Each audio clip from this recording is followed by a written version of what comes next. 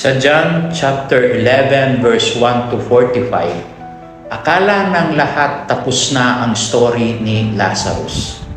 4 days nang nasa libingan, pero dumating si Jesus at sinabi, "Lazarus, come out." And just like that, life showed up where people thought it was already over. Minsan, ganyan din sa serbisyo natin sa kapulisan.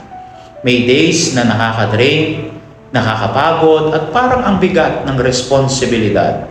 Pero ang paalala ng Ebanghelyo, hindi natatapos ang kwento sa dilim.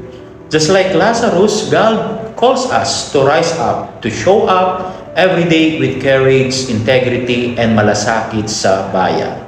Because being a police officer is not just about authority.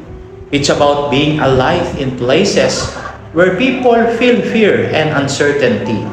Kaya kahit minsan tough ang duty, stay grounded in faith because when faith leads the way, hope is always alive and that's the real power.